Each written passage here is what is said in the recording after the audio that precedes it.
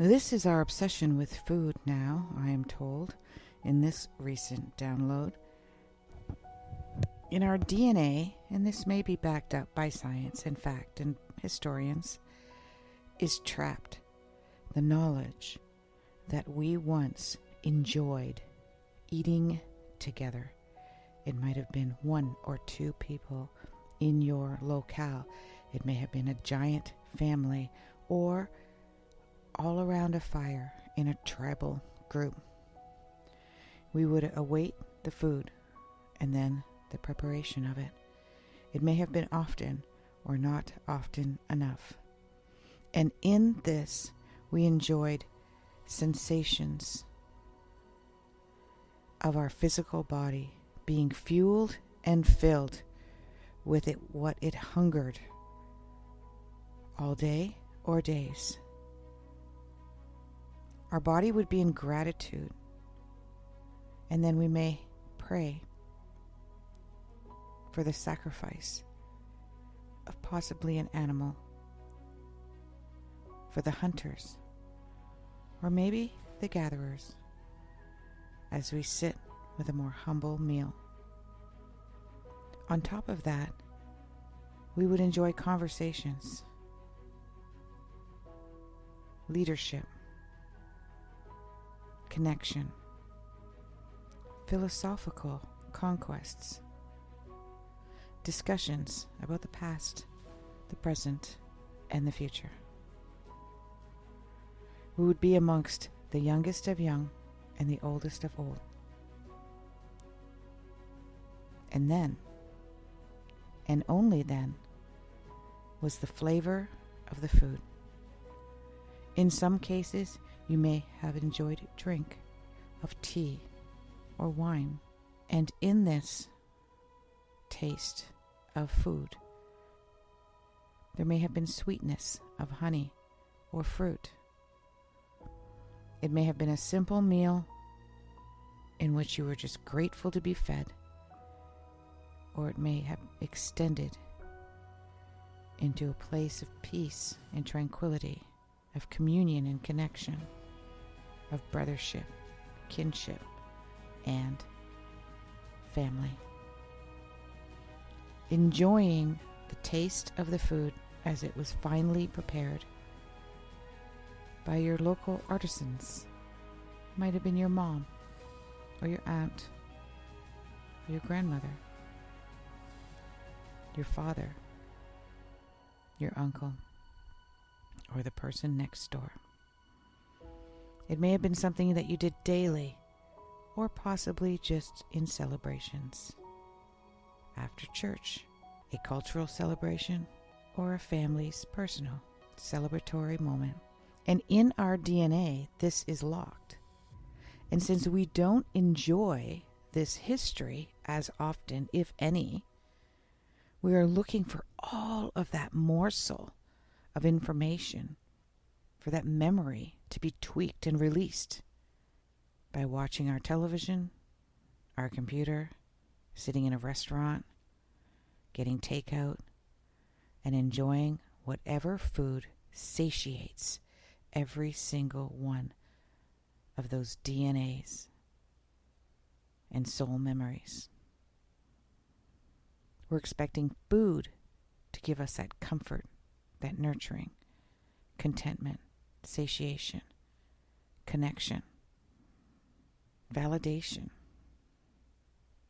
Maybe it's even just pure survival. I'm finally being fed. And with all of that, we rely on food.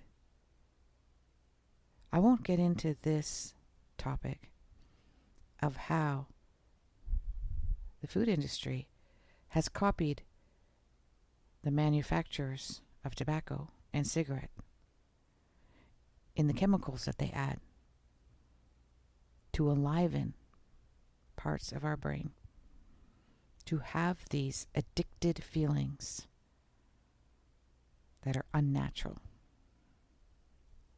How do we understand this and accept it when around us it's difficult to see the change that we need? As the years roll by, you will witness more and more of people gathering in community. It is why many of the ancient cultural religions are still very strong despite their migration to another country, because it's where they receive this connection. The wonderful advantage is that now we have a choice of the tribe, the group, the family, the friends, the foe that we want to stay with, continue with. But it takes work. You'll have to reach out to your place of interest, and it may take a little work. Because the first few that you come across may not be just your cup of tea, and that's okay. They may not gather as often as you would like. But have compassion and take your time and be patient. It's taken me decades to even remotely find something close to that. However, it's becoming more and more prominent. People are gathering to trade, commune, heal, connect, problem solve more than ever. And guess what? The more trials and tribulations that you've been over or through in the last few years, the more you'll find your connection. Because you're connecting with those who have also gone through very similar trials and tribulations. This is why people are banding together in groups, siding with this politic or that politic, siding with this belief system or that, this religion or another, this healthcare regime or that healthcare regime, this state of victimhood and another state of victimhood.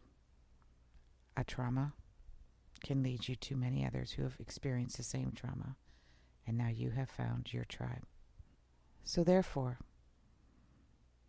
the next time that you try to understand your relationship with food, this is where it all stems from. It's not you. There's nothing wrong with you. You are simply trying to release the memory cells of a time gone by, and soon to return in a different light, in a different way. As we live, this is my firm belief system, through this lifetime, we have memories of thousands of lifetimes gone by, and many to come. It's part of the human race that is over 100,000, if not more, years old. We've been here a long time. We've gone through a lot. And you've experienced all those eras.